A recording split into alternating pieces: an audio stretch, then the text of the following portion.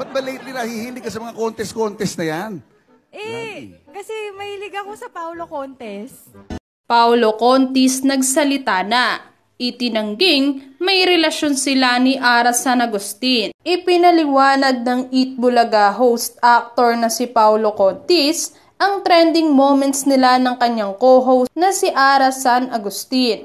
Matatanda ang nag-viral sa social media si Paulo matapos siyang mamataan na may mga sweet moments kasama si Ara sa taping ng kanilang show. Kumalat sa online ng isang video na nagpapakitang hinahalikan ni Paulo si Ara sa noo at ang mapaglarong amoy nito sa t-shirt nito, na pumukaw ng curiosity sa maraming netizens tungkol sa kung ano nga ang kanilang relasyon.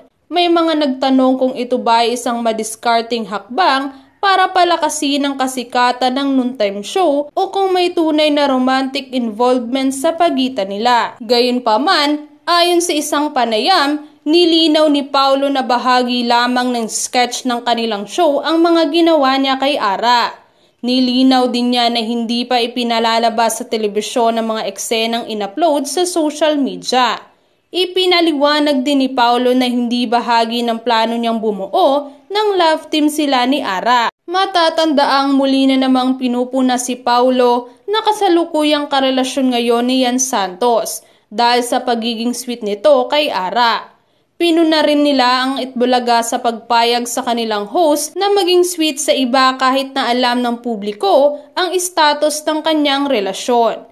Binigyang diin niya na ang mga aksyon na ito ay para lamang sa libangan at hindi isinagawa upang magmungkahi ng anumang romantikong koneksyon sa pagitan nila ni Ara.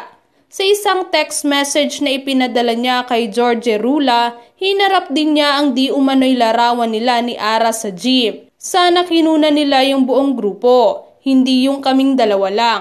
Lahat kami nag-gym, anya ni Paulo. Yan nga ang naging paglilinaw ng aktor sa gitna ng espekulasyon tungkol sa status ng relasyon nila ni Ian Santos, ang kanyang co-star sa pelikulang A Faraway Land. Sa ngayon tumanggi si Ian na magsalita tungkol sa balita ng kanyang nobyo at ni Ara San Agustin. Komento naman ng ilang mga netizens tungkol dito. Nako, titikman ka niya lang, then iwanan ka niya, di bali may karma lahat ng kanyang pinaggagawa sa kapwa niya. So walang relationship pala, ibig lang sabihin na nagsasamantala ka lang. Utot mo, Paulo Contis. Tele to the marites, waipik yang modus mo. Nako, does it mean for reality pala yan? Impas ka girl, masisira buhay mo dyan. Iiwan na naman si Yeng nito. Kaya ayaw balak pakasalan kasi pinaplano na nitong bugok na iwan din si Yeng tulad sa ginawa kay LJ.